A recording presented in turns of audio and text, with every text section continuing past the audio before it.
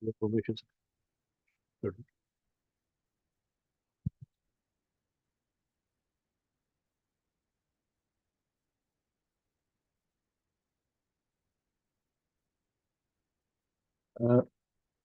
Mr. Igor Kolchkov, Attaché, Russian Embassy, Excellencies, distinguished visitors, a very warm welcome on Islamabad Policy Research Institute's roundtable on 80th anniversary of the victory in the Second World War and creation of the United Nations. Russia has played a very important part in World War, and justifiably they are celebrating this 80th year of victory, and the creation of the United Nations was a result. We know that had it not been for the Eastern Front, the battle for the Allies would have gone a different way. Battles of Vyazma, Battle of the Kursk, and the Battle of the Stalingrad. Those are the battles that are the stuff of the legend now. Millions of Russians were killed, and it's a testament to their grit, resolution, and resilience that they held forth and ultimately prevailed. And then the big three at Yalta, they contributed to the new system of United Nations. And it will be quite educative for us to listen to the distinguished panelists. And of course, Mr. Igor, who represents the ambassador of Russia. So we will start this discourse after the address and remarks of President, Islamabad Policy Research Institute, Lieutenant General Majid Ehsan. Sir, over to you for your discourse.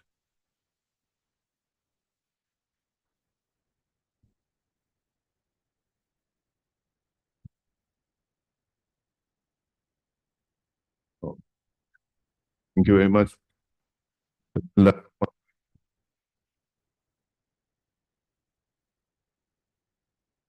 Assalamu alaikum and very good afternoon, ladies and gentlemen.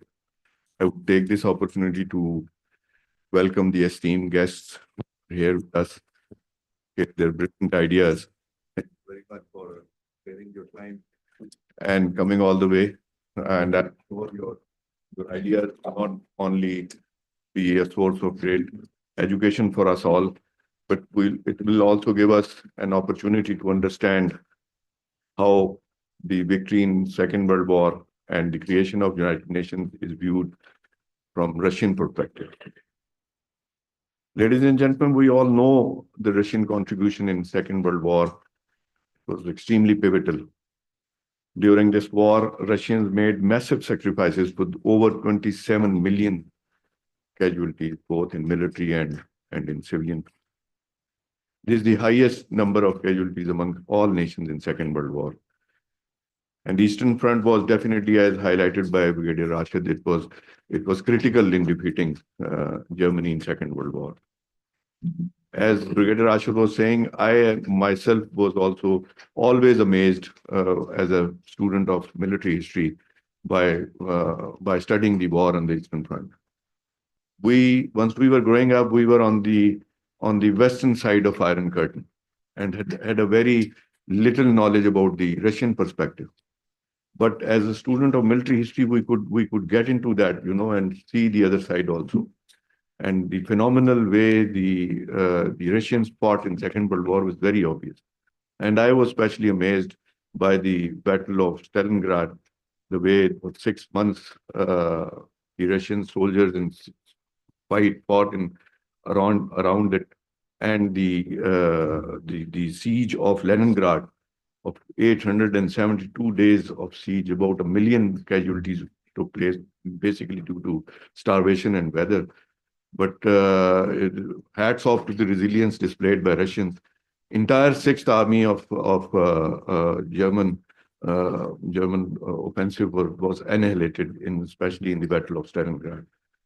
Those are great lessons for us as students of military history.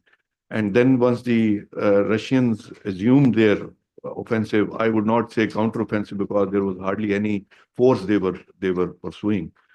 That was the turning point, probably, which culminated and hastened the defeat of Germans in Second World War. And ladies and gentlemen, in my view, the most appropriate decision taken after the devastations of Second World War was creation of United Nations. And this adoption of the United Nations Charter laid down the foundation of modern international relations and was a vital step in applying the hard lessons learned from the conflict. Nonetheless, ongoing violations of the fundamental principles of international law have continued to destabilize the global system. The challenge remains to transform the ideals and spirit that inspired the founding of the United Nations into tangible reality. Today, the United Nations faces immense challenges, including poverty, underdevelopment, hegemonic dominations and wars, as well as an unfair global trade and economic system. Most of the fundamental global security structures established by the victorious powers after the war remained largely unchanged. This is a very important aspect to be seen from military or from the history point of view. Had they not remained unchanged, we would have achieved some very fundamental structural changes in the United Nations. And that actually led to the structural weakness in the international security framework. While the system is far from perfect, it has succeeded in preventing large-scale global conflict and has provided states with platform and tools for equitable dialogue and conflict resolution. At least it has achieved these two major landmarks, that the world has not seen a large-scale conflict, and at least there is a platform for the people to sit across each other and share their points of view at a global platform. Today, the world has grown increasingly complex and uncertain, marked by a constantly evolving security landscape and a blend of emerging challenges. Tolerance and restraint are still often perceived in global policy as signs of weakness. Exclusive unions of countries continue to emerge to serve their collective interest, while the global ethics and moralities are grossly ignored under the garb of misconstrued stance on peace and security. Racism, terrorism, xenophobia, brutality, hatred, intolerance, human rights violation, and discrimination remains deeply embedded in the fabric of our world.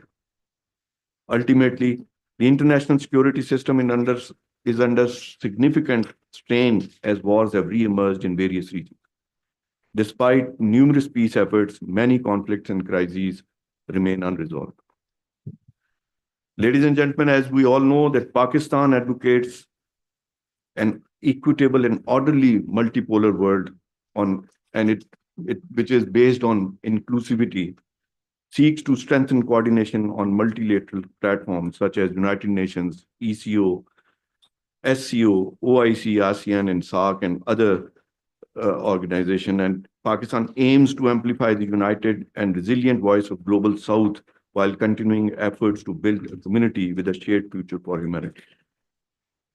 Under the policy of proactive contribution to peace guided by the principle of global cooperation under the UN Charter, Pakistan remains committed, making meaningful contributions in key areas and common goals such as peace building, collective decision-making, counter-terrorism, arms control and disarmament, nuclear non-proliferation, human security, early warning, education, poverty reduction, health, sustainable economic development, freedom of speech, climate change, regional integration, and women empowerment. Almost everything which is at this moment under discussion at global level.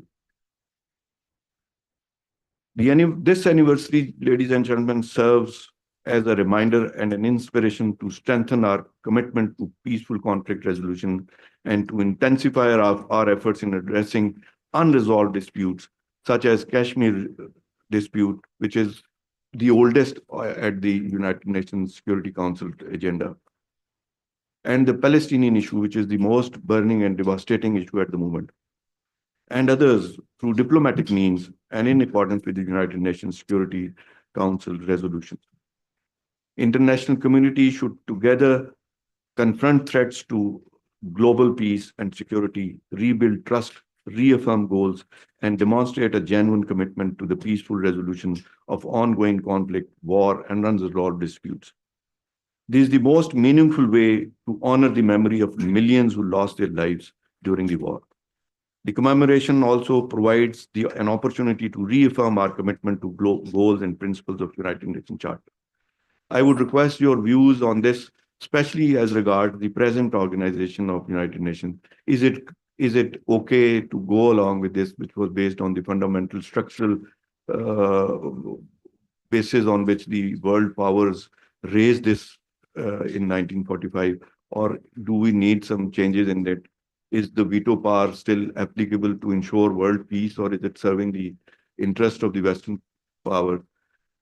Do we need to restructure UN to make it more credible, or we are looking into the organizational changes or some separate organizations which should talk about global security? Thank you very much. Thank you very much, General Majid, for your opening address. And while we discuss here, we must remember that what was the objective of this whole architecture of peace, which fructified in the shape of UN system. In fact, there's a beautiful book in the limpid prose of the writer, Eminent Churchillians, in which an incident is quoted where the big three sat at Yalta: Roosevelt, Churchill, and Joseph Stalin. And the air was so thick with tension that you could cut it with knife. And when the breakthrough was not being made, Joseph Stalin, with his characteristic affable nature, he nudged Roosevelt and, okay, let's drive forward in an era for an equitable and sustainable peace, where we do not commit the mistakes of League of Nations. Why League of Nations died? It was because of its inefficacy and the differences amongst the leading powers. And United Nations system that would be created as a consequence of this new security and development architecture would be different from the League of Nations. So I'm sure our distinguished panelists have a lot to say on that. And with these few words, I call upon Mr. Igor Kolinskov, Press Attaché, Russian Embassy, who is representing the Ambassador of Russia, to start his discourse, share his thoughts with us. Thank you. Thank you very much, Dr. Rashid. Ladies and gentlemen, Mr. President, I was delighted to hear how deep you know the key battles of the Second World War, and by your understanding of the significance of this event for Russia in particular, but also for the entire world. As you have said, that Pakistan was mainly on the western side of the Iron Curtain, and at that time received the Western picture of the events. But at the same time, recently on April 25th, we celebrated the Allied Forces meeting on the Elbe River. And this once again manifested the spirit of unity, and it showed how much we can achieve if we work together, set aside our differences for the common good. And, distinguished panelists, Your Excellencies, distinguished guests, this is my first time speaking here after the change of leadership at IPRI, and I have very warm memories of cooperating with Ambassador Dr. Raza Muhammad, including at your flagship annual event, the Margala Dialogue, which I had a pleasure of attending last year. I'm happy to meet you, Mr. President, and I would like to assure you of our embassy's full support for your initiatives to develop dialogue between the academic communities of our two friendly countries. At the outset, I would like to say that it's a pleasure for me to speak today at one of the leading think tanks of the country. I'm also pleased to see how the Russian and Pakistani academic communities are getting closer every year. Last November, IPRI signed a cooperation agreement with one of the most important Russian brain centers, the Valdai Discussion Club, and it paves the way for the implementation of various joint projects. the conduct of academic research, forums, and conferences. It will make the Russian voice heard here in Pakistan and the Pakistani voice heard in Russia. The topic of today's discussion is very timely and important. It has a special significance for the Russian people because this is not just a political or historical holiday. It's a very personal and emotional date for all Russians and the peoples of the former Soviet Union. The Second World War may seem to be just another war in a series of never-ending conflicts on our planet, but for our country, it is the bloodiest conflict in its history. The peoples of the USSR made the greatest sacrifice in the war against Nazism. As was rightly mentioned by distinguished Mr. President, more than 27 million Soviet citizens lost their lives during this war. This is a staggering figure that is hard to imagine. More than half of them, about 15 million people, were civilians who died of hunger, disease, deprivation, or were tortured and executed by the German army. It is no wonder that the Second World War, or the Great Patriotic War, as we call it in Russia, has left a profound impact on the collective consciousness of our people.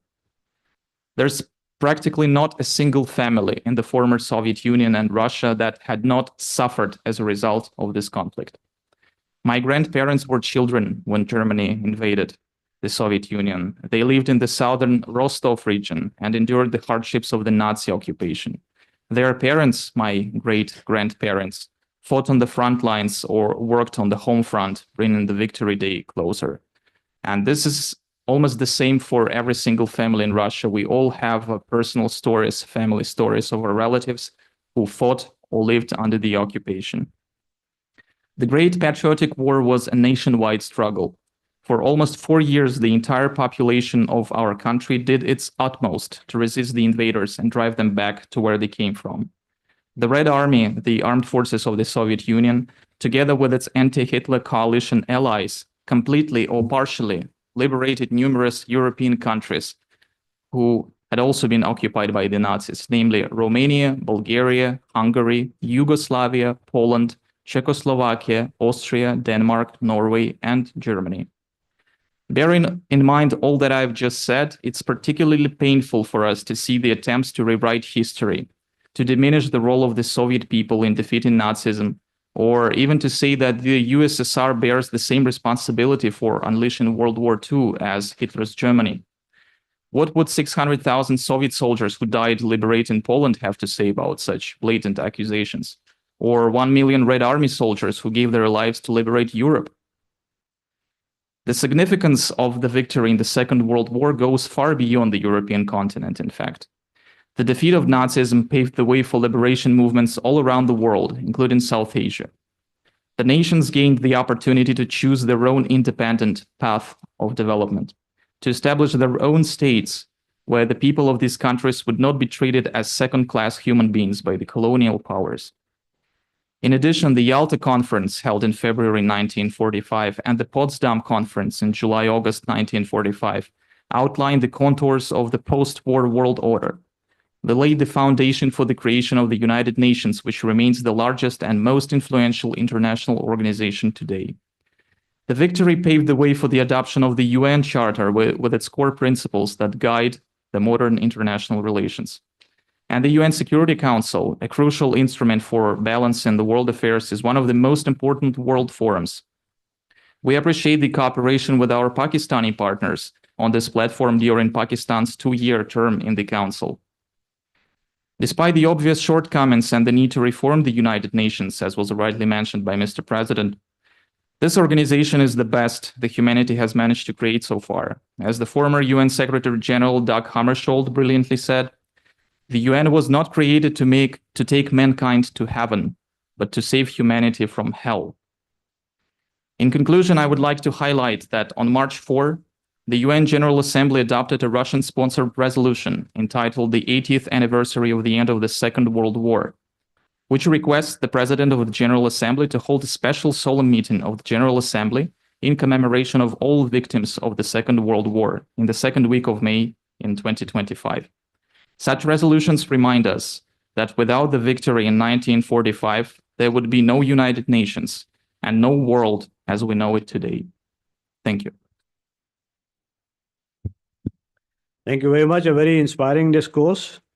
And the lambent flame of sacrifice that is lit there is quite evident all over Russia, wherever you go. There's a monument for the fallen soldiers where a flame, it keeps burning and is never extinguished. So a testament to the great spirit. With this, we come to the next speaker, Dr. Zafar Nawaz Jaspal, Dean of the Social Science Faculty, Quaid-e-Azam University. So over to you for your discourse. Thank you very much, again, sir. Mr. President, Russian friend, ambassadors, and colleagues. I think that when we look about this celebration, there has been a lot has been changed. Everywhere there's a change. The victors of the Second World War, their convergence resulted in the creation of the United Nations. Whether United Nations performed or not, that is a different debate, but we had a forum, multinational forum, which evolved with the evolution, or what we call it, consolidation of bipolarity in international. My understanding is that that bipolarity obstructed the functioning of the United Nations at various levels, including in the case of cash. When we look about the United Nations resolution, veto, and all these kind of things. Then we have seen the transition in the world from the bipolarity, there was a unipolarity. And that unipolarity again found that there was a dominance in the United Nations. And many things were agreed in the UN where the Americans had been. We have seen even the Russians were questioning United Nations Security Council Resolution 1973 of 2011, and the pretext of which the NATO invaded and what we call it the rapid regime was stopped. Though United Nations was not respected in the Operation Enduring Freedom, but before that, no, Operation Iraqi Freedom, but before that, there was a consent. Operation Enduring Freedom or War on Terror. But today, things are entirely different.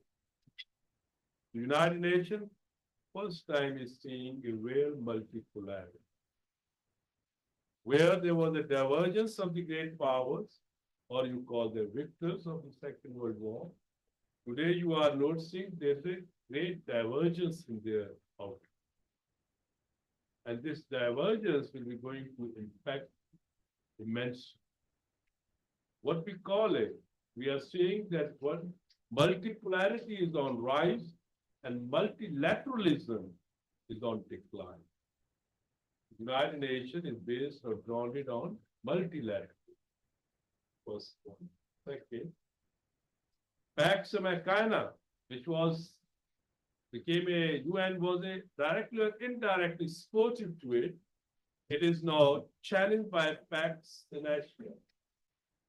And within that, it's very irony where the Americans are themselves admitting that the Pax Americana time is over. Their Chinese president, what we call it, Global Security Initiative, Global Civilizational Initiative, and Global Developmental Initiatives, they collectively, you can say, trying to strengthen the norms and principles of the United Nations. Just read Global Security Initiative, which seems grounded on the Charter of the United Nations. And then we reach towards this Trump era. With this Trump era, what we call it, this transactional policy, if you ask me today how I'm looking in the global setting, the renaissance of predatory international politics. And with that, where we try to look towards the UN, we find lesser impact of the UN, more concept. And there comes this victory celebration. President Putin has very heavily supporting, celebrating this victory day. since he came into power. With the President Putin, what you learn? You learn about very important point, assertiveness, or what you call it, Ruski Mir, Russian world. So President Putin has his own worldview. So that is the point when you have to look the current situation. And within this worldview, or this President Putin's worldview, you would find that how it has worked out. Which we were hearing in the May 2022. President Biden made a very important speech after the conflict when the Russians said that we have a military operation in Ukraine and the West said that there is an invasion. President Biden said that President Putin wanted what we call it Finlandization of the Europe, but he got the NATOization of the Europe. That was his speech. We have seen all the way today what is happening. It seems that the NATOization of the Europe, though, had 32 members, but Ukraine is now out. Recent developments indicate President Putin succeeded with this, what we call it, Ruski Mir approach, because since 2008, he successfully blocked Georgian joining the NATO after the Bucharest summit 2008 when the planning was made. And again, Ukraine is there. Now that leads us to a new term. So if we have a Chinese worldview, we have an American's worldview, we have a Russian worldview, and the Russian worldview, you can also understand what the Russians are projecting within the Russophilia movement, the Alexander Dugin fourth tradition or fourth theory concept, in which he's saying that the Nazism was defeated by the communism and liberalism, and then the liberalism defeated the communism, and then liberalism transformed into mechanized kind of a thing, and it will be now defeated by the fourth theory, that is more traditionalism. So in that situation, where we are celebrating the 80 years back and the creation and the evolution of the United Nations, there we have to also take into account that I think United Nations, which was suitable for that part, maybe it needs reform or more internationalist working for the support of the United Nations. Unfortunately, in the world today, state-on-state conflict chances are multiplied. Whether it's a Europe, whether it's a Middle East, whether it's a today's South Asia. So this is the point. So where is the United Nations to perform? Whether the state-on-state conflict is permitting, whether the President Putin's Russian worldview is permitting it, or whether the Trump, who none of us able to explain whether he's an isolationist, internationalist, or neoconservative. But one thing is there is strengthening VUCA, violence, uncertainty, complexity, and ambiguity in the international. And then comes our famous President Xi, where he's moving. So with this kind of thing, I stop here. Yes, Russians have a celebration day, maybe I think 8th or 9th May. And we have a lot of, you can say, expectations from the United Nations. But I think the Pakistanis shall remain more, keep their expectation theoretical rather than practical, because UN is not going to deliver anything much. But of course, we have the only this option available. And the state-on-state conflict or conflicts where they increase the need of the United Nations functioning, there it also check or obstruct the United Nations functioning. Thank you very much. Thank you very much, Dr. Jaspal. Now we come to our next speaker, Mr. Alexei Kopanovo, who's a journalist based in Russia. So he's on Zoom with us. So over to you, Alexei. Thank you. Can you hear me? Yes, we can hear you. Okay, thank you very much, dear colleagues, for the invitation. Special thanks to the Russian Embassy in Islamabad. It's a great honor to me to be here. And I'm a rather, in fact, in awkward position because I'm a historian. And so our narrative, our historical memory of the Second World War, the Great Patriotic War, is so different that in order to explain it to our Pakistani friends, so what this war was for us, I would have to give, I am afraid, a course of lectures. But I'll try to briefly describe and explain it in time allotted to me. And I would not like to repeat what my colleagues have already said, and I'll try to focus on what this war, the Second World War, brought to our strategic culture. And I'm not sure it's necessary to go into detail about how the Second World War affected the world today. It's obvious that the entire current world system, with all its pluses, minuses as a result of the Second World War, and the United Nations, in fact, is a direct result of this war. And if the war had not started, everyone would have made concessions. And if the United Nations had lost this war, we would live in completely, absolutely different world, and it would certainly be worse that so this one, because radical ideologies would not have been banned, aggression would not have been condemned, and these 2 points alone are enough to be glad that everything ended the way it did. But for Pakistan, Second World War is a shadow of the past. So because it ended before Pakistan was created, and for Russia, in fact, it's the present turned into the past. Because in fact, the Second World War determines our behavior until now, our attitude to reality, even our set of friends and enemies. So, because I personally belong to a generation, for example, that played war as a child, and we were divided into Russians and Germans. And of course, no one wanted to be Germans. And so, what did this war bring us in terms of historical memory? First, it was a fear associated with unpreparedness for war, because this war began for the USSR on June 22 at 4 a.m., and it quickly became apparent that our army was fully prepared for this war.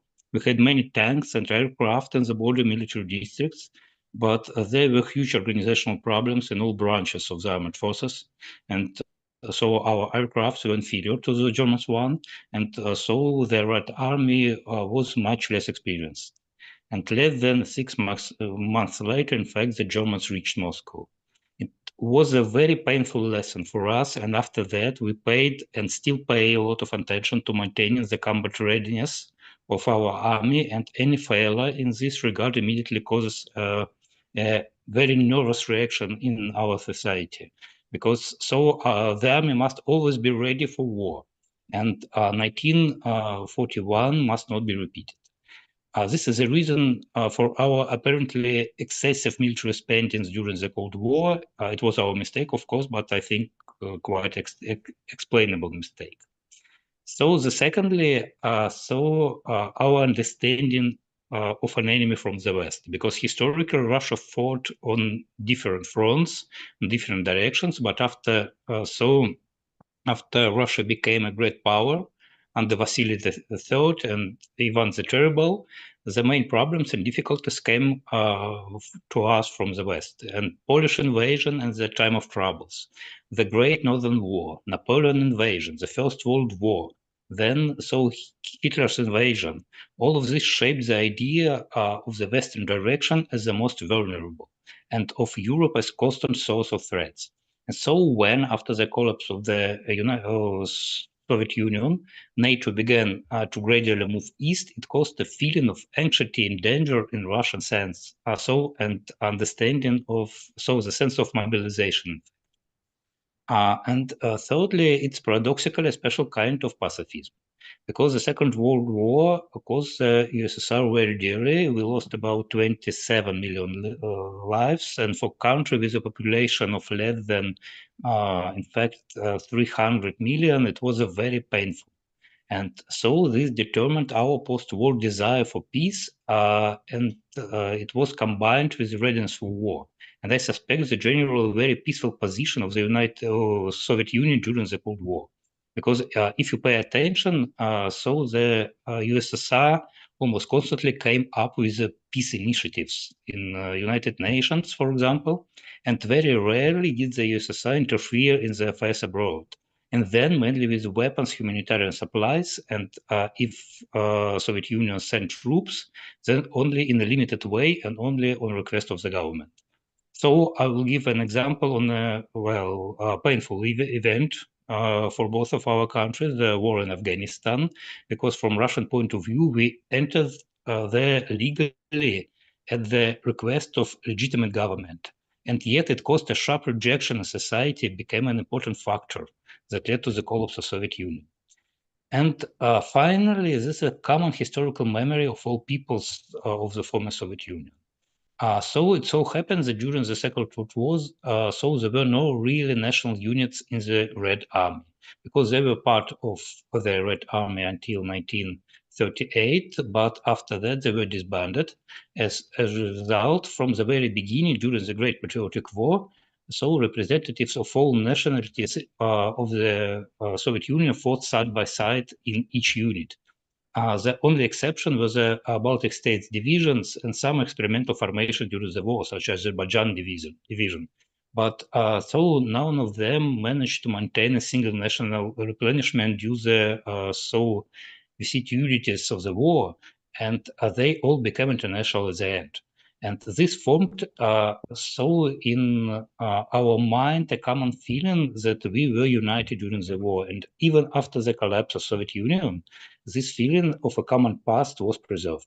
This is why Russia and Russian society react so sharply to any attempt to glorify those who fought against the allies on Hitler's side. These attempts are regularly organized by the authorities of our former republics, now independent states, seeking to find new heroes in order to form a new base of historical memory separate from ours and to strengthen national dependence.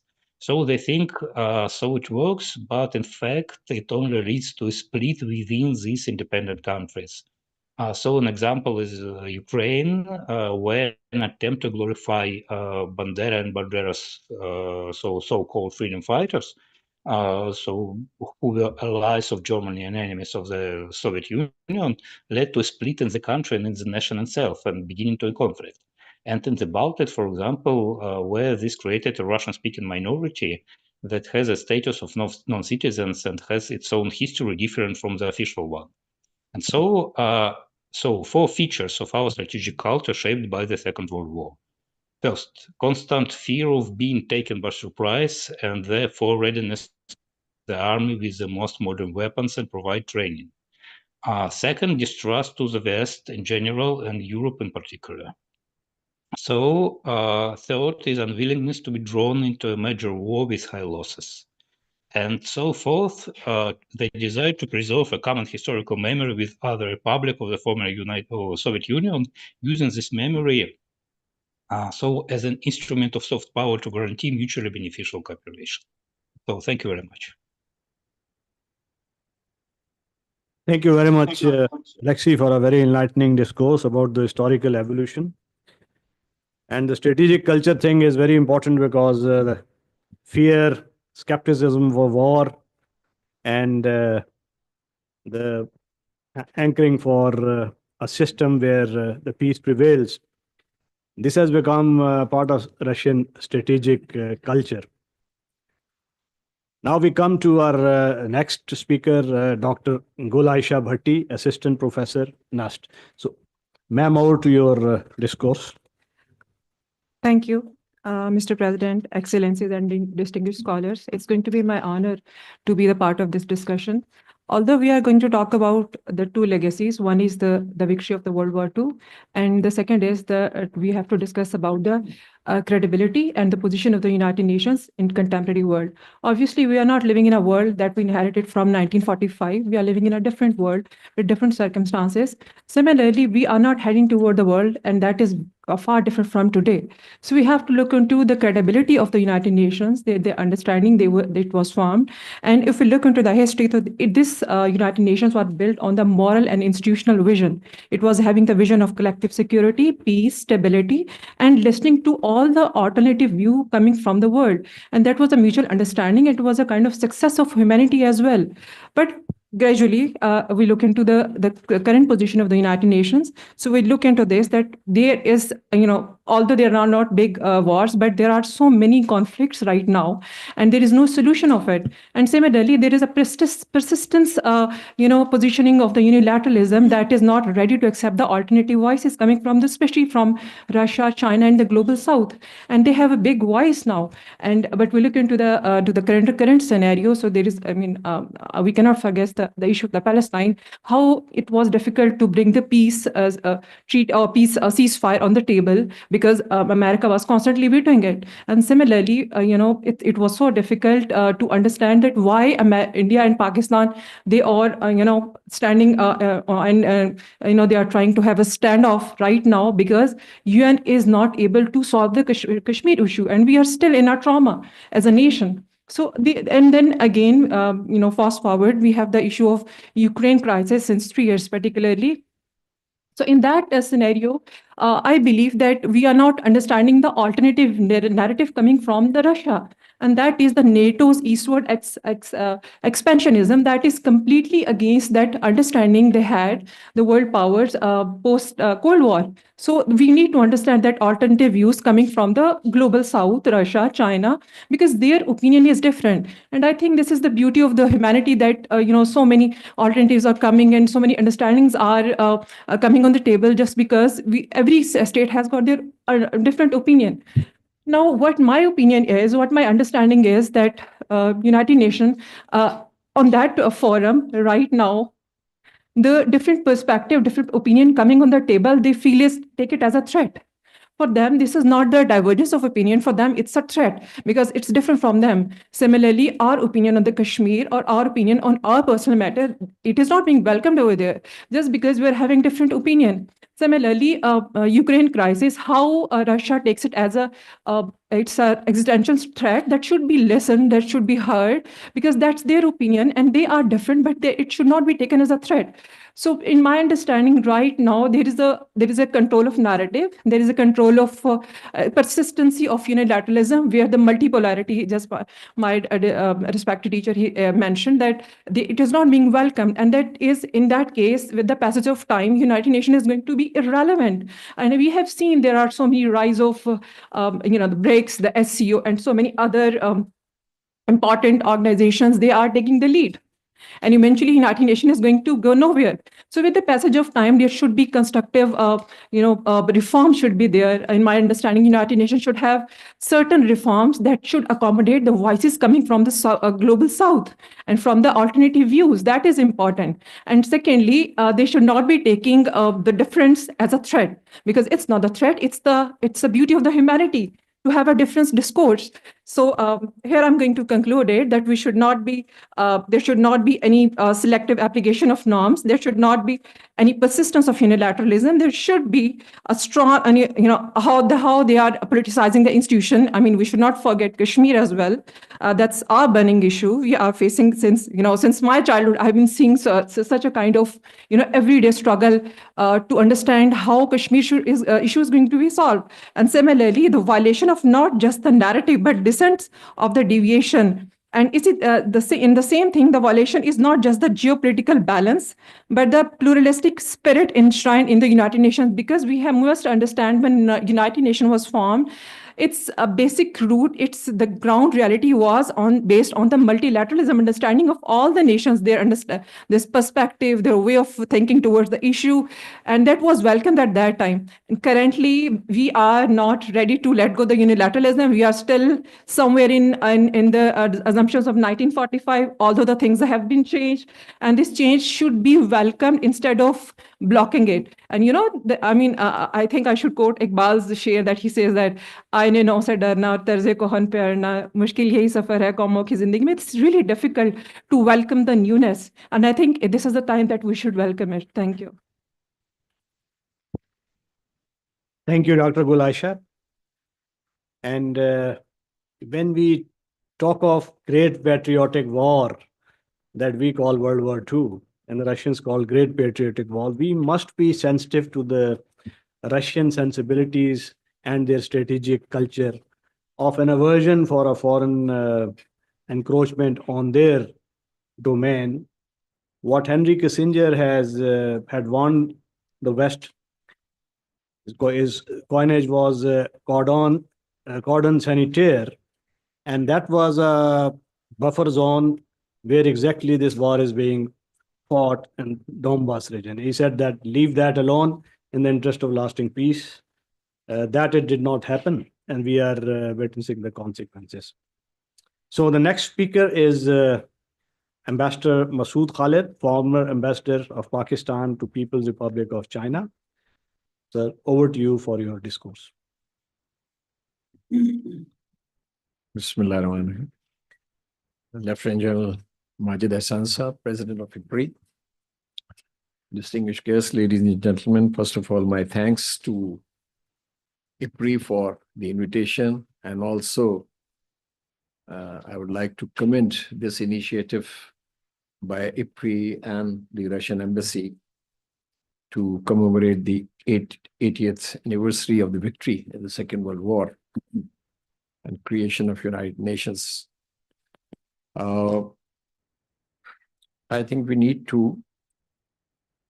this is timely in the sense that when we talk of the global scene, we see a lot of turmoil, a lot of disorder, as well as ongoing conflicts, as well as potential conflicts. We look at, we talk of Middle East, Gaza, we talk of Ukraine, we talk of Sudan. Syria has just emerged, and a potential conflict over Iran's nuclear program. And here in South Asia, the clouds of war are over this region. So I think that in that sense, it is important to recall why the United Nations was created in the aftermath of the Second World War, after its predecessor, the League of Nations, failed to maintain international peace and security. What was the purpose of the United Nations? The purposes, principles, and organization of the United Nations is contained in its charter. And the main function of the United Nations is to preserve international peace and security. I think today's discourse will allow us to really have a critique, I would say positive critique, of how the United Nations has fared since its creation. And I'm sure around this table, a lot of ideas will come forward and we can have a frank discussion. Here I would like to quote the preamble of the Charter, which affirms UN's determination, and I quote, to save succeeding generations from the scourge of war, which brought untold sorrow to mankind. So this is how the Charter starts, unquote. And the UN Charter recognizes the sovereign equality of states, respect for the principles of equal rights and self-determination of peoples, respect for human rights, settlement of international disputes through peaceful means, and the need for effective collective measures for the prevention of threats to peace and breaches of peace. So these are the parameters for the United Nations to work. This is the framework. Well, in my view, while the United Nations has succeeded in preventing another world war, its scorecard of achievements at best has been mixed. The principle of multilateralism forms the bedrock of United Nations genesis. And United Nations is an umbrella for multilateralism. And since its establishment has made immense contribution to humanity through its peacekeeping, peace building, codification of international law, development programs and activities, and humanitarian missions. Its 8 programs have fed multitude of hungry peoples, and its efforts in forging collaboration in the education, health, and culture fields is also commendable. 2030 Agenda for the Sustainable Development is a global roadmap for the future. However, in recent decades, the United Nations has become a victim of big power politics. So this is the reality. It has been marginalized and unable to discharge its fundamental responsibility to maintain international peace and security. The veto-wielding Security Council, which is the most important organ with enforcement power, is perhaps the most dysfunctional one to tackle hotspot conflicts or resolve disputes. We have seen how interventionist policies have been pursued in flagrant violation of the UN Charter, creating destabilization in international order. In fact, international order is in a state of great disarray due to major geopolitical and geoeconomic shifts, with trends of confrontation and unilateralism replacing cooperation and multilateralism. Globalization, which brought so much integration in international system, is under threat. International governance structures created after the Second World War are losing their efficacy to cope with emerging political, economic, financial, and environmental crises. While fast-paced technology is changing our lives, the fruits of technology have not yet touched the critical mass in terms of their accessibility across our globe. The world is mired in challenges of climate change, food security, energy security, terrorism, transnational organized crimes, refugee problems, mass migrations, racism, xenophobia, Islamophobia, cyber crimes, right-wing populist nationalism. No single country, howsoever powerful, can tackle with these challenges. Yet, as pointed out earlier, multilateralism is on decline. Developing countries of the global south are facing multiple crises on account of the new tariff war, accumulated debts, underdevelopment of economies, environmental issues, market fluctuations, and disruption of global supply chains. International financial institutions have failed to create an equitable economic order or a level playing field for all.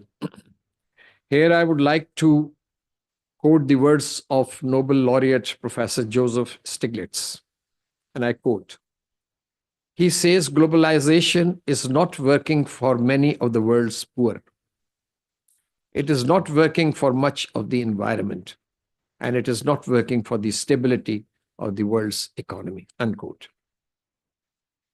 Unilateralism, protectionism, zero-sum mindset, and one size fits for all, or the winner takes it all, are the approaches fomenting disorder in our world. Hegemonism, bullying in international politics is shaping the new norm setting. The approach is mine is mine and yours is also mine. So this is how the world order is being governed these days. How the reality of the changing world is, as pointed out by Professor Jaspal, from a strict bipolarity, we move to unipolarity. And the unipolar movement is over. Now we are entering into a world which is becoming multipolar. And we are seeing the emergence of new economies. In fact, I think it is Goldman Sachs which has predicted the emergence of 11 economies by 2030, including Pakistan, that should be a matter of solace for us, which will outbid the economic power of G7. So this is a seminal and an irreversible shift in global order.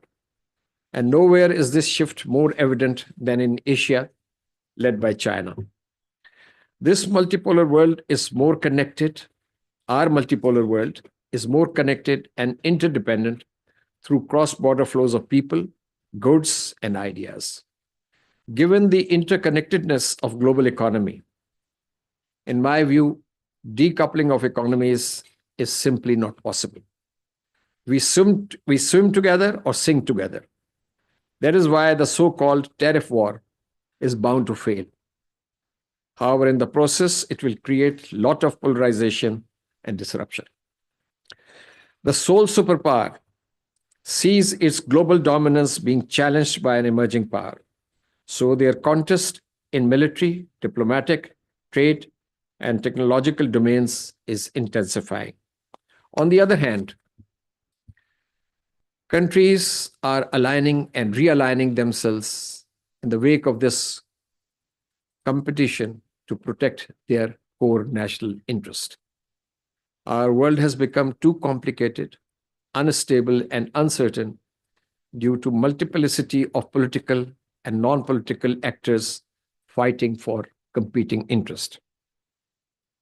Ladies and gentlemen, however, we have a shared future. Humanity has a shared future. If we wish to avoid a catastrophe, and Secretary General has warned repeatedly as to what is, it's a writing on the wall.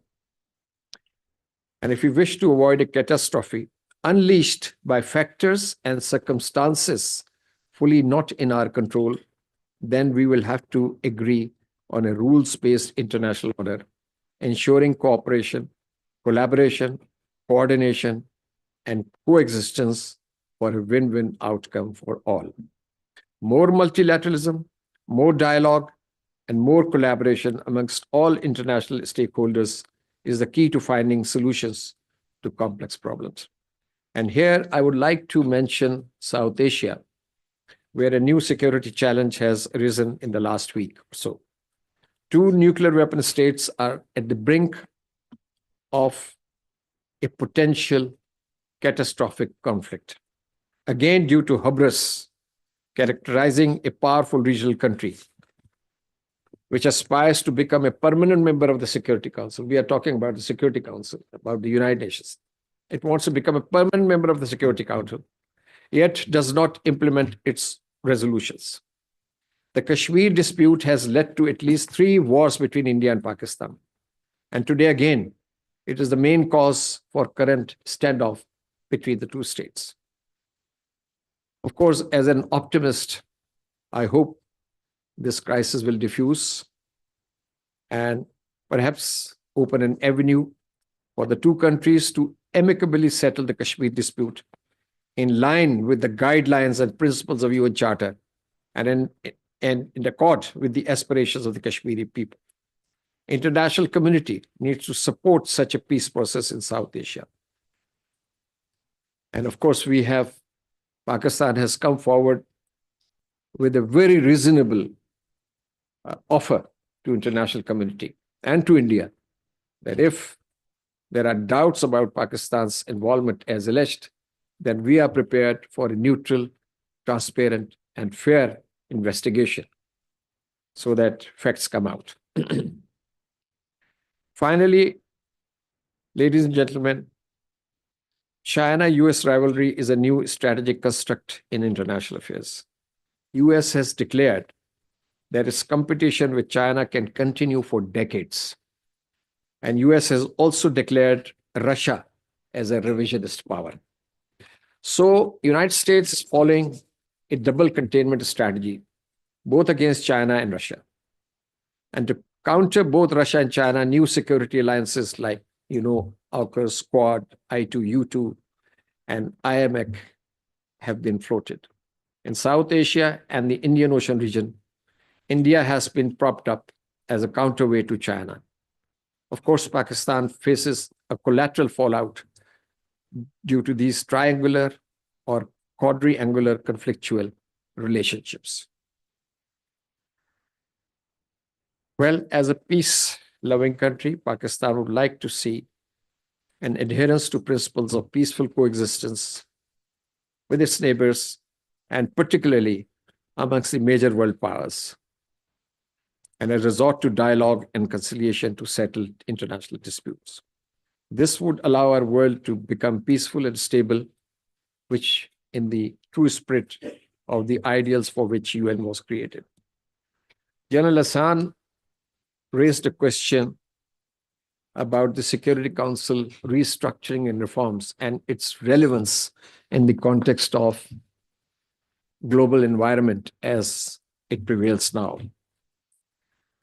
The reform efforts of the United Nations have been ongoing for, I think, more than 2 decades. And the negotiations to reform the Security Council has also been ongoing for at least 20 years or more, with no results and no outcome. The main criticism of the United Nations is that it is because now there are 193 or 94 countries. So this organization has become bloated. And the UN bureaucracy is also a victim of inefficiency and a bureaucratic, approach. Because Secretariat is very important in day-to-day affairs, whether it was peacekeeping or humanitarian missions. So this is a big criticism.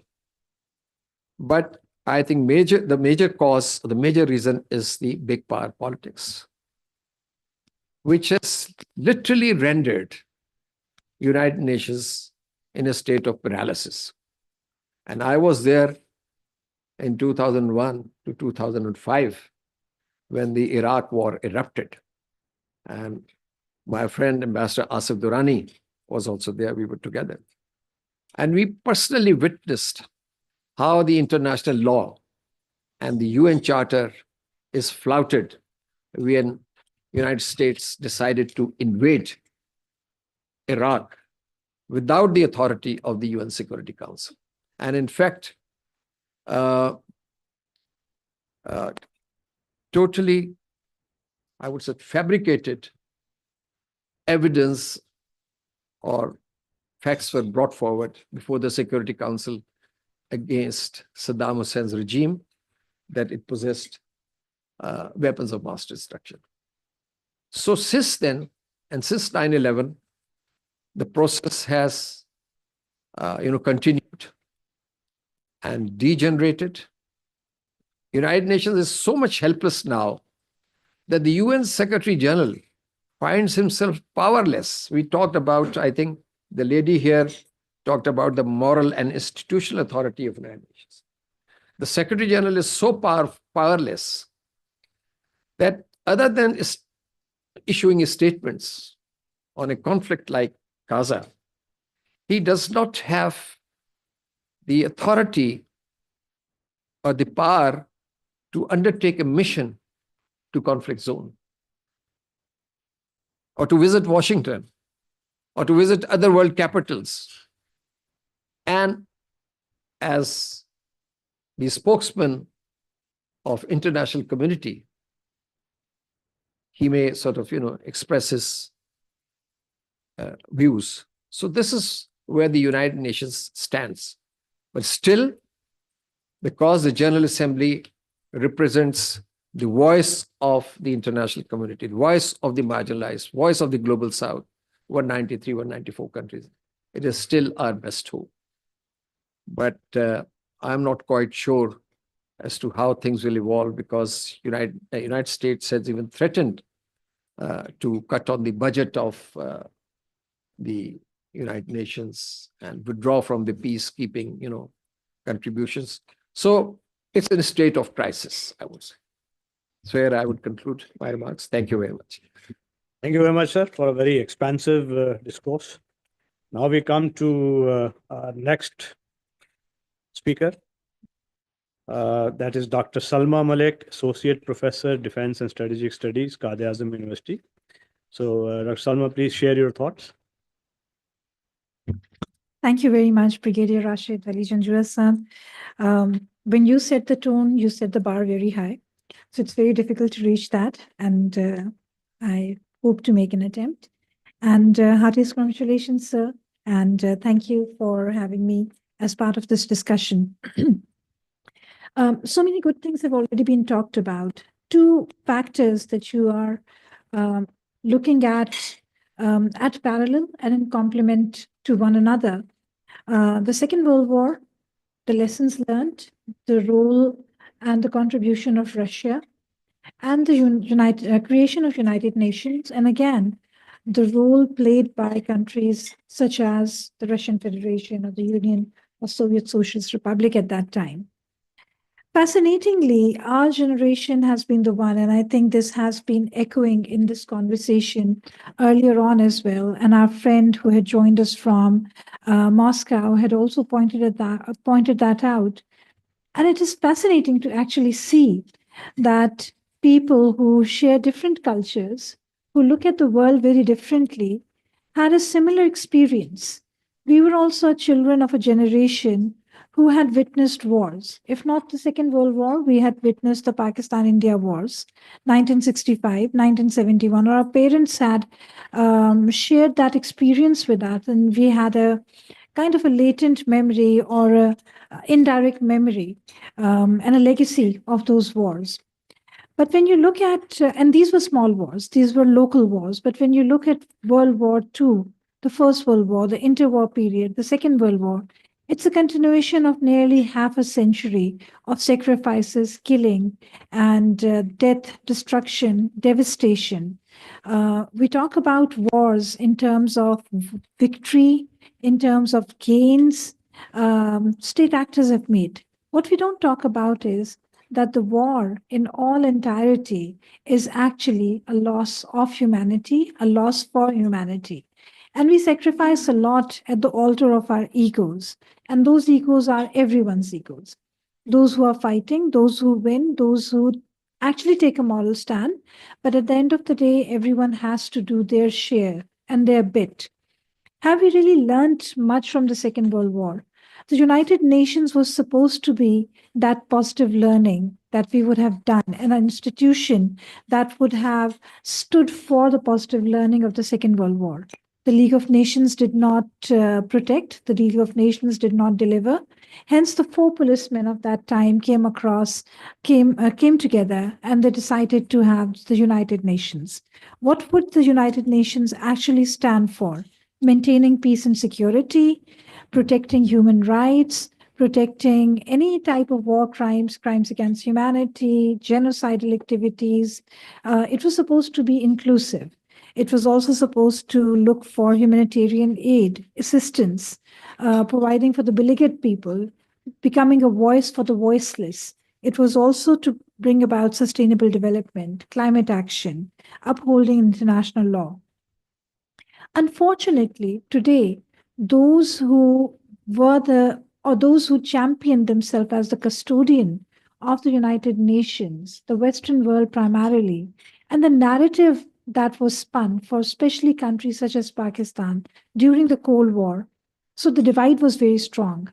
The wall was very, very thick and impermeable. And what we actually looked upon was the friend and the enemy. Johann Galton's structural imperialism that really captured our thinkings. And we never really looked at the other side as doing something positive or would be the good people. Unfortunately, you were always the villain. It is much later that we learned that not once, but several times, not only the Soviet leadership, but even the common Soviet soldier, a man sitting in a submarine who had his zero obligation, being a professional, that he would have touched the button and a nuclear holocaust would have happened. A nuclear submarine launch would have taken place. The Soviet leadership, who very prudently worked with the young American leadership and prevented the Cuban Missile Crisis.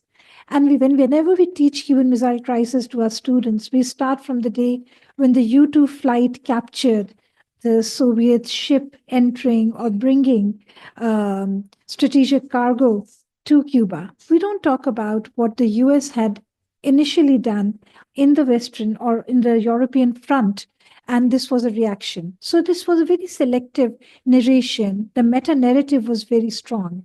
And that's what we have all been educated about.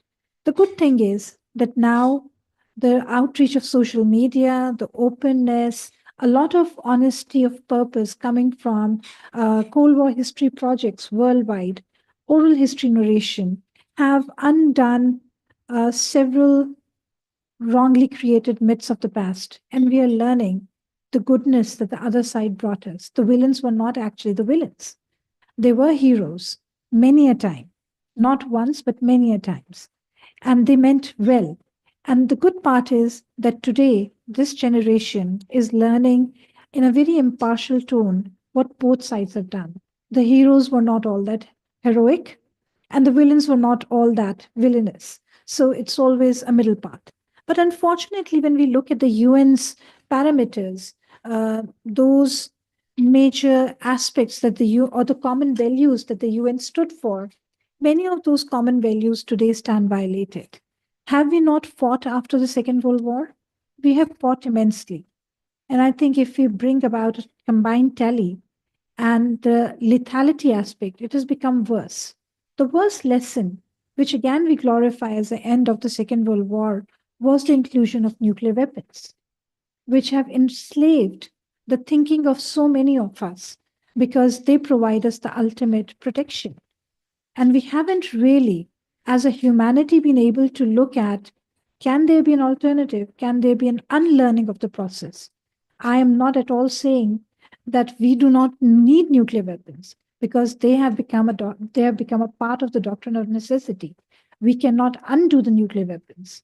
But the very beginning of that and holding the entire humanity's peace hostage and also glorifying the nuclear weapons by killing a huge number of humanity in Japan is also something that the West is very proud of. And the narrative, again, was a very twisted narrative. But God bless that things have become very different and we are thinking in different dimensions. And the narrative is also changing. The fact that Russia was pushed into a war with Ukraine is something that many people at a very neutral level talk about. You don't need to take sides and you know what the reality is. So in this age, in this time, what can we do? As my colleague had also pointed out, that from an age of inclusivity, we are moving into selectivity. We are moving into exclusivity. The West, the custodian of those international norms and rights and values, is actually willfully violating all of them. And they're creating a new norm for which they accuse the other countries, China, Russian Federation, countries such as Pakistan. We are penalized. Today, in these last 6 to 7 days, what has happened? There's been a very direct India-Pakistan war about to happen scenario. But suddenly we find that there's a weapons dump which goes up in air in Iran. There's something that is happening in China. There's something which is happening in any other country. What is it indicating at? A world which is going to become far more turbulent and very murky and gray. And this is bringing in a new level of warfare where the boundaries are no longer going to remain confined. It's a narrative war. It's a war that India has played for the longest with Pakistan, and still we have managed to remain resilient and sustain. Pakistan's rapprochement with the Russian Federation brought a lot of negative spotlight to Pakistan, and we had to pay a price. Should that be the case? Because UN talks about sovereignty, equality, the rights of countries. So why is this happening when you are actually saying that our relation with another country is not bound or is not going to hurt our relations with you? But these are few of the things that we need to reflect on. And we also need to see that if there is immense damage happening in Gaza, a lot of genocidal activities happening in Gaza. Why are we shying away from actually terming it into a genocide? Are we going to again wait for a Rwandan moment? Unfortunately, that has happened several times over in Palestine at this particular point. So, where we come together, we celebrate the goodness that came out of the Second World War, the creation of the United Nations, the values countries such as Russian Federation, many others talked about. They stood by them. I think there's also a need to go back to the scoreboard and see that are we really fulfilling the requirement of those who are voiceless? Can we really provide them the voice? And I think Russia, for one, is a country which is strong enough to do that. You have stood by all the adversities and still managed to create a space where now even the West is saying that you were right. And there's a rapprochement. So, how about revisiting the charter? How about looking at protecting the voiceless and making a new history? Thank you very much. Thank you, Dr. Salma. This revisiting the charter is a good takeaway, since the post-war peace that was envisaged by the Big Three at Yalta, it came up for revision in soon after that. There was another Potsdam conference, and in Potsdam conference, there were concerns about division of Poland and all. So those things continue, and this debate must continue. Ultimate aim is to attain a security architecture which is in line with the desire to end wars and ensure peace. So we come to our last speaker, that is Dr. Muhammad Ali Ehsan, Assistant Professor, International Relations, DHA University, Karachi. So over to you, Ehsan, for your discourse. He's on Zoom.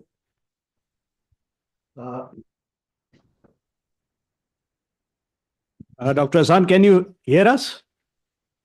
I can hear you. Can you hear me?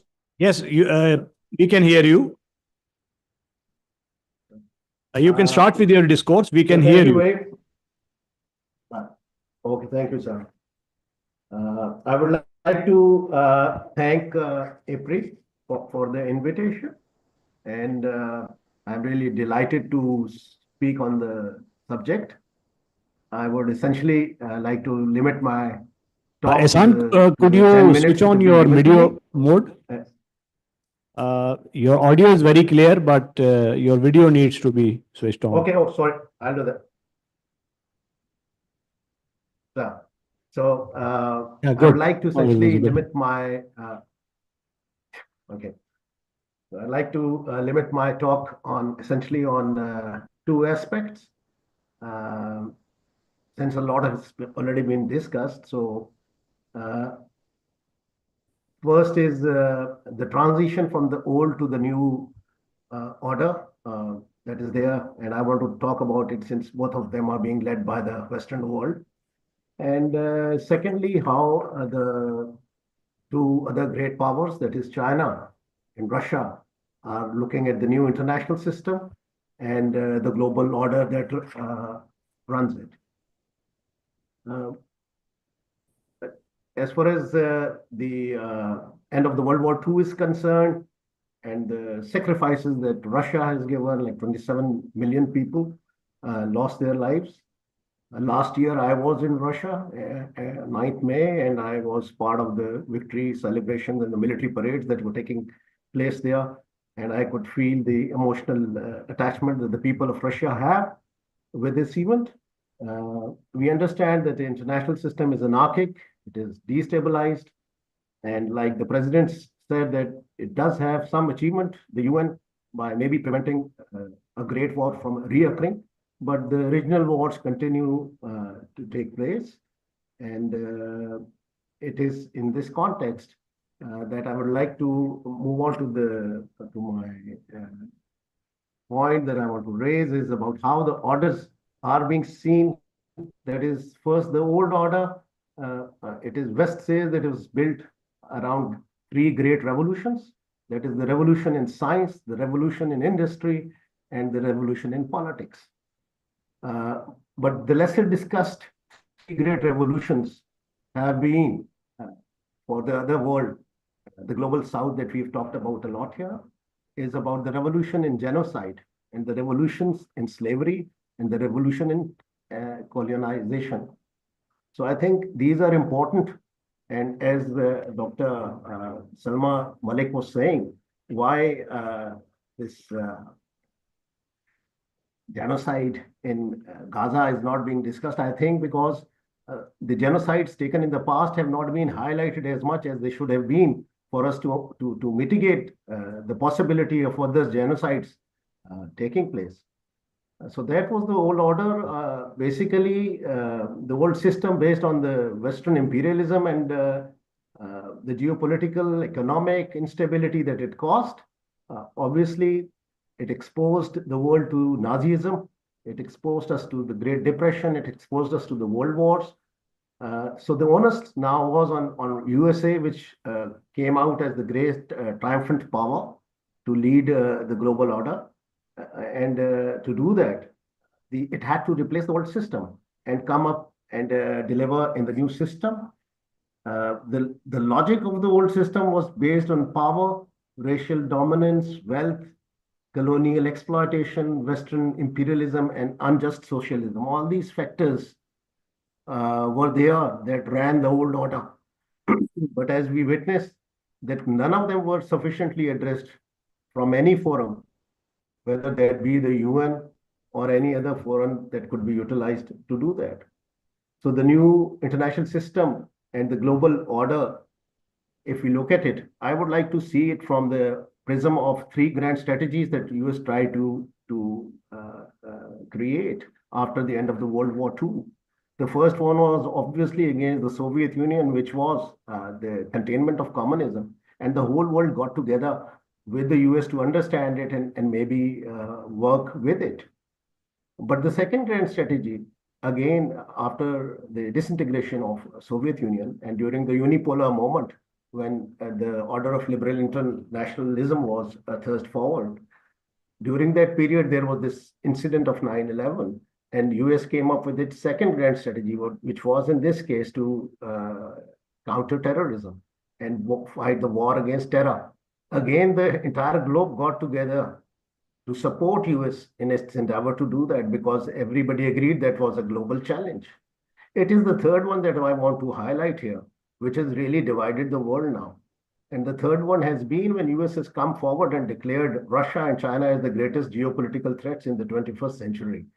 Now, this is something that has obviously divided the world between the global north and global south in terms of how the world does not look at these two other great powers as the threat that the US looks at. And that is where I think the great disconnect lies in how the world has got more divided. I would also like to point out how the Russians, in terms of the operation that is taking place in Ukraine, that the world sees it and how Russia tries to justify what is happening there. So it is not for them the contest between the aggressor or the aggressed, or who is the aggressor or who is the aggressed. It is the international system that they consider is unjust and hypocritical, and which creates and conditions that have been referred to by Mr. Despal. Those are the disruptions that are created that forces the other great powers to stand up and fight against them. The international system, if we see, and a lot of us have, I've heard a lot of the speakers talking about it, if it is hypocritical, it is biased, it is exploitative, then it is left up to both the great powers, that is the Chinese and the Russians, to stand up and challenge it. I would also like to talk about the three great dimensions that is actually dividing the world, and that is the race and the values and the wealth. So we can talk about the variation of the wealth between the global north and the global south. We can also talk about the whites and the non-whites, in terms of racism and how the world is divided. But it is the values that is more important for me, which are the universal values that are of the human rights, that is of the human dignity, and that is about the belief in the international laws and justice and fair play. If these are not being understood as they must be, and not incorporated as they must be into the international system, we would continue to have problems, and we will continue to face a world which will not be as peaceful as we want it to be, which is the desire of the entire international community. So in the end, I would like to say that yes, again, like Mr. Jaspal mentioned, that the world does not need to treat the part of the world as the second-class human beings or the colonists dealing with the global south as second-class human beings. We are entering into a new era. We have actually entered it already, where we are talking about multipolarity, we are talking about multilateralism. And unless the world becomes more homogeneous, and instead of looking at the great powers, the three great powers that are there in the world, instead of them looking at each other as threats, but conventional reforms that the UN needs. We have a complete African continent. If you cannot give a membership to an African country, maybe you could think about giving a seat to the African Union as a member there. So we need to make sure that the UN that we talk about, that came after World War II into existence, exists as a big forum, platform to represent the views of the entire world, and is not shackled or taken hostage by the 5 permanent members and their veto powers. And unless a reform takes place there, we will not have a platform. It will only remain a debating club where we could go and justify our claims of what is right and what is wrong. But enforcement of peace would remain a dream that we will continue to see as. Thank you very much, sir. Thank you very much, San. And we come to the end of this very fascinating round of discourses. And we thank Embassy of Russia for having steered this conversation on a day that is remembering the great sacrifice of the Great Patriotic War, and to live in real terms the memory of those torrid times when the big three gathered at Yalta to shape and design the post-war future of the world. I think world stands at the brink of another such moment where the Hobbesian conflict, anarchic world, war-prone landscape, and the Kantian world of cooperation and mutual understanding, they jostle and jockey for a position that has to be taken perhaps by another big three. Another Yalta is required. And I think that is the great commemoration of this event, the abiding human spirit to preserve liberty and fight and die and sacrifice for what you believe in. With these few words, I would request President IPRI, Lieutenant General Majid Hassan, to formally round off this discourse by a few remarks. Thank you very much. It was really very inspiring and very educative for us all to have our distinguished and esteemed guests, and everyone brought out points which were actually which have given us and the organizations like ours and the points to ponder and to look into, that how we can survive actually in this the present milieu, and how can we fight out those issues which are very obvious at one point, but still we are looking away from the realities. And that is actually the most dangerous comportment, I think, that if we are in knowledge of whatever is happening, and we also know the effects of whatever could happen, and still we keep our eyes closed. That actually, I think, is something which we need to have realization of. And if we see both UN and this Victory Day celebrations, they came out of the ashes of Second World War. And while we see Russia coming out in a very positive manner from all that what has happened in the world so far, and understanding Russian perspective now is very clear, that as Dr. Ali was also saying, and Dr. Salma also highlighted that our perspective, our understanding is now for the last 10, 15 years is getting now a real clarity about the perspective of the other side of the Iron Curtain. And that actually is something which is still happening. I raised this point last week also once a Russian think tank was visiting us. That type of manipulation to the realities is still going on. We are not in our general public is not in Pakistan is not having a Russian perspective about Ukrainian war without efforts, because the Russian TV transmission is not open in Pakistan. Our sources of information obviously are from social media, and there's quite a lot of knowledge is available about it. But still, the real understanding of the perspective needs more openness at global level. I would also appreciate your ideas and points. They were very valuable about the United Nations. On the present state of affairs, we can call it a debating club, and very constrained and very restricted, but still it is trying to breathe out of the pressures it is living in. A simple, strong statements coming out from the Secretary General of the United Nations sometimes is a sigh of relief and quite an encouragement especially for the communities which are under oppression. And I think that is actually the light at the end of the tunnel, and the efforts which can really, as Dr. Rashid also said, that if instead of we getting into a standoff between the world powers and going for a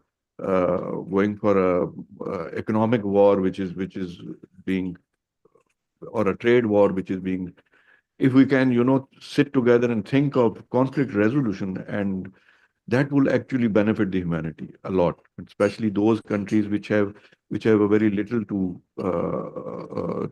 be heard of. So thank you very much. I would thank and take this opportunity to thank the Embassy of Russia for providing us the opportunity of sitting here and talking about these very vital issues. And combining these two aspects are a source of great challenge for us also. We need to study more about the perspectives, about the other sides of the stories, and we need to explore more the opportunities of peace and everlasting peace, and at least benefits to humanity. Thank you very much. Bahut shukriya.